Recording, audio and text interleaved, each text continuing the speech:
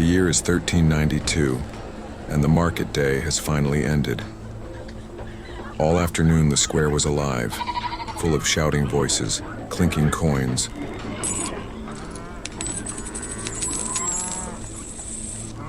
Bleeding animals, the smell of bread and onions, and the bright colors of cloth held up to the sun. But now, night has arrived, and the market has gone quiet. You step into the town square slowly, as if you are entering a room where someone is sleeping. The last light of dusk has vanished behind the rooftops, leaving only the gentle glow of lanterns and a thin veil of rain that falls like a soft curtain over the cobblestones. The air is cool and damp, and it smells of wet stone, old wood, and faint traces of the day's work. Crushed herbs, spilled ale, straw that has been trampled into the mud and then forgotten. The square feels larger now that it is empty, its edges dissolving into shadow, its corners quiet and still. You can hear the rain clearly, not the loud kind, not a storm, just a steady, patient drizzle, tapping on canvas awnings, sliding down wooden posts, and ticking softly on the roofs that surround the square. The sound is gentle and constant, the kind of sound that makes the mind slow down, the kind of sound that makes the world feel far away. A lantern hangs from an iron bracket near the well in the center of the square. Its flame flickers behind thin horn panes, glowing a warm amber. The light spills onto the wet cobblestones, turning every puddle into a small mirror. When you look down, you see the lantern's reflection trembling in the water, as if the flame lives in two places at once. You walk toward the well, your steps slow, careful. The stones beneath your boots are slick from rain, polished by centuries of feet. Each step makes a soft sound, a muted tap, softened by dampness. You pass the place where the bread seller stood earlier, and you can still imagine the loaves stacked like small golden hills, still imagine the warmth of the oven that once stood nearby. Now, there is only the wooden stall, closed and empty, the shutters pulled down, the counter wiped clean. A few crumbs remain caught in the cracks of the wood, tiny survivors of the day, and on the ground, scattered straw clings to the stones, stuck by rain, as if the square itself refuses to let go of the memory of the market. You continue across the square, passing rows of stalls that now look like sleeping animals, hunched shapes under canvas. The canvas is darkened by rain, and it sags slightly between the wooden ribs, holding small pools of water that drip slowly at the edges. Each drip lands with a gentle plip.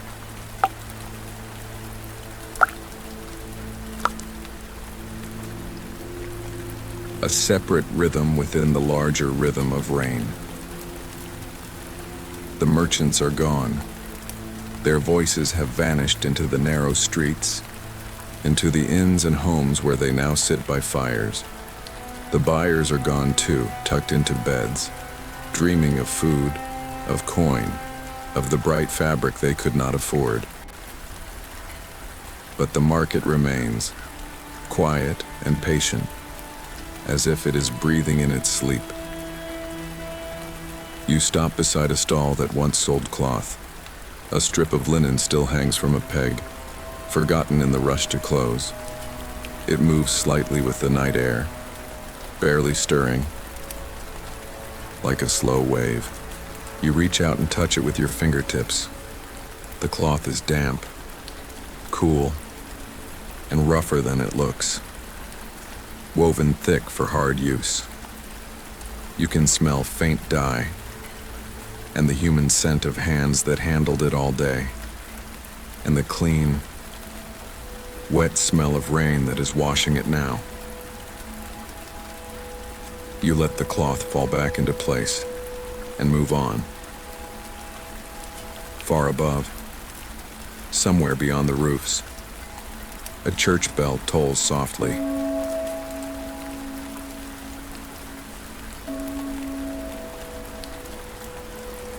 It is not close. It is not loud. It arrives like a distant memory, deep and rounded. One slow sound, then silence again. The bell does not demand attention. It simply marks time, reminding the town that night is moving forward. You turn toward the edge of the square where the butcher's stall stood. During the day, it would have been the loudest place, the most crowded, filled with people who had to buy quickly before the best cuts were gone. Now, it is empty. The wooden hooks are bare, the table is scrubbed, and a faint metallic smell still lingers. Not unpleasant, just real. The honest scent of work. A small cat slips out from under the stall, silent as smoke. It pauses when it sees you, eyes reflecting lantern light, then continues across the square, moving from shadow to shadow. The market belongs to creatures like this now, to cats, to rats, to the quiet night watch who pass through and leave no trace. You are not in a hurry. There is nothing to buy, nowhere you must be. You have permission to walk here, to listen, to let the emptiness settle into your mind. Near the well, the town's wooden water trough sits half full. Rain dimples the surface, making endless little circles that expand and vanish. You watch them for a while, noticing how each circle appears, grows, then fades into the next. It is like breath, like thoughts, arriving and leaving without effort. On the far side of the square, a cart rests with its shafts lifted, its wheels dark with wet mud. A few barrels remain strapped down, perhaps to be delivered at dawn. The cart creaks very softly when the wind shifts. A gentle wooden sigh. You imagine the sound of the wheels earlier, grinding over stones, the horse snorting, the driver calling out. Now the cart is still, as if it too is sleeping after a day of labor. You walk closer to the cart. The wood is rough and swollen from rain. The rope is thick and stiff, tied in knots that have been used 1,000 times.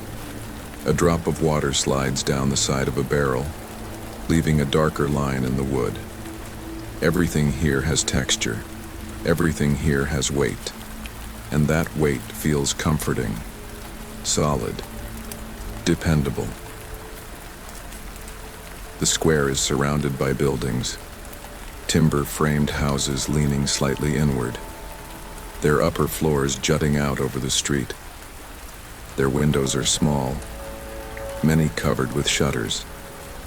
Here and there, a faint, warm glow leaks through cracks, a sign that someone is still awake, perhaps reading, perhaps praying, perhaps simply staring into a fire as sleep slowly arrives. You listen, and you can just barely hear the town breathing. Not one sound, but many tiny sounds layered together. A dog shifting in its sleep, a distant door settling in its frame. The whisper of rain in gutters, the soft rush of wind through a narrow alley. None of it is important, and that is exactly why it is soothing. You move toward the market cross, a stone pillar at the square's edge where announcements are read. During the day, it would be crowded with people listening for news, proclamations, disputes. Now it stands alone, wet stone shining in lantern light. Water runs down its carved grooves, collecting at the base. You place your palm on the stone. It is cold, very cold, and smooth where many hands have touched it. The town is old. The market is old. The stones remember more than any person can. You begin to imagine the day that is now over, not as noise, but as a slow painting. The baker at dawn, pulling loaves from the oven while the street is still empty. The cloth merchant unfolding fabric like a banner, letting color catch the sun. The fish seller laying out silver bodies on wet boards, the smell of river and salt. The potter stacking bowls that clink together like gentle bells. A child running through the crowd with a piece of apple, laughing. A tired mother counting coins twice because she cannot afford mistakes. All of it happened here, on these same stones. And now it is gone, replaced by the quiet of night. The quiet is not emptiness, it is rest. And in this rest, the square becomes a place to breathe. You walk again, slowly circling the well. Your footsteps are steady. Your breath is steady. The lantern light makes everything look softer, as if the corners of the world have been blurred. The rain continues its gentle tapping, consistent, endless, like someone slowly turning pages in a book. You pause near a stack of wooden crates. During the day they held apples, onions, cabbages. Now they are empty, smelling faintly of earth. One crate has a leaf stuck to its side, dark and wet. The leaf is pressed flat, its veins visible, delicate. You stare at it, and you feel your mind becoming quiet, focusing on something small, something simple. The smallest details can calm the mind more than grand stories. Your eyes drift to the edges of the square, to the shadows beneath the awnings, and you notice a small puddle where rainwater has collected. It reflects a piece of the night sky, a handful of stars trembling in water. You watch the reflection shake when raindrops fall, the stars breaking apart, then returning, breaking apart, then returning. It feels like sleep. Thoughts appear, then dissolve, then appear again, softer each time, until finally they are gone. A lantern further down the square swings slightly in the wind. The flame inside makes the light pulse gently, brighter, dimmer, brighter, dimmer, like a slow heartbeat. The movement is so small that it almost seems imagined to me, but it is real, and it is soothing. You find a bench beneath the covered arcade, a stone archway along the side of the square where merchants sometimes shelter their goods from rain. The bench is damp, but not uncomfortable. You sit anyway, letting your cloak settle around you. From here, the market looks like a quiet stage set. Stalls like sleeping tents, carts like resting beasts, lanterns like small captured suns. You can hear the rain more clearly under the arcade, the way it strikes the roof above you and then drips off the edge, one drop at a time, into the darkness. The drops fall with a gentle rhythm, not perfectly even, but calm, always returning. Somewhere nearby, a shutter creaks. Once, then stillness again. The sound is not sharp. It is old wood, shifting with damp air. The town is settling into itself, like a body sinking deeper into bed. You rest your head back against the stone pillar behind the bench. The stone is cold, but your cloak and hood protect you. You close your eyes for a moment and listen. Rain, soft and steady. Wind, quiet and passing. Lantern flame, faint crackle. Distant bell, far away. Your own breathing. Slow, natural. You imagine that the market itself is breathing with you. In the day it was loud, fast, hungry. In the night it is slow, content, restored. When you open your eyes again, the square seems even darker, not because the lanterns have gone out, but because your eyes have adapted, seeing more of the soft shadows, noticing more gentle movements, the faint sway of canvas, the slow drip of water.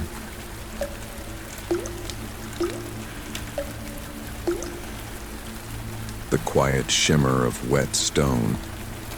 You stand, slowly, and continue walking. You pass the well again, and you notice how the rope hangs down into darkness, disappearing into the water far below. You imagine the bucket resting there, heavy and wet, waiting. The well is like time, deep, patient, always there. You walk toward the town gate that opens from the square into a narrow street. The gate is not the main city gate, just a smaller passage, a controlled entrance. It is closed now, barred. The iron fittings are dark with moisture. You run your hand along the wood, feeling the raised grain, the cool metal. The city is closed for the night. The market is closed for the night. The world is held inside its walls, safe, contained. This feeling of being contained is comforting. It is one of the reasons people sleep better indoors, behind doors, beneath roofs, under walls. Your mind relaxes when it knows the boundaries. You walk back toward the center of the square, following the edge of the stalls. Your footsteps are a slow circle, repeating, like a prayer. The same sights return. The same lanterns, the same puddles, the same quiet. Repetition calms the nervous system. Familiarity slows the mind. The rain continues gently, faithfully, without impatience. The bell tolls again in the distance. One slow note, then another, marking the night.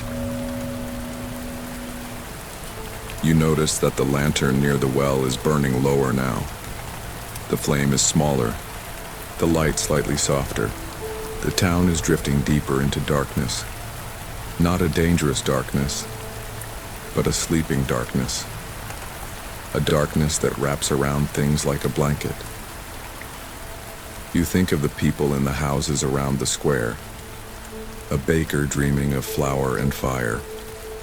A merchant dreaming of coin, a child dreaming of color, a tired guard dreaming of silence, all of them held in their beds, while the market waits, quietly, for morning. But morning is far away, and there is no need to hurry toward it. The night is long and calm and safe. You stop at the edge of the square and look back one last time. The market stalls are dark shapes now. The well is a shadow. The lantern is a warm dot of light in the center, like an ember. And you realize that there is a strange kindness in an empty market. It asks nothing from you. It does not sell to you. It does not demand choices. It is simply a place that exists, quiet and still, offering you space to breathe, space to rest. You begin to walk away, down a narrow lane that leads out of the square. The buildings close in slightly, making the passage feel sheltered. The rain still falls, but it sounds different here, more muffled, tapping on overhanging roofs, dripping from gutters close overhead. Your footsteps are softer on the damp stones. The air smells of wet wood and smoke. Somewhere a fire crackles behind a wall, distant and warm. The lane turns, and you find yourself beside an inn. Its windows dark now, the door closed. The smell of ale lingers faintly, mixed with damp straw. You imagine the last traveler inside, already asleep, the day folding away behind their eyes. You keep walking, slow, unhurried, letting the night carry you. At the end of the lane, you reach a small doorway, a place to rest, perhaps your own room, perhaps a corner offered by someone kind. You do not need details. The feeling is enough. You step inside, and the rain becomes distant, a soft sound outside a wall. You remove your cloak, hang it to dry. You sit, then lie down, letting your body sink into stillness.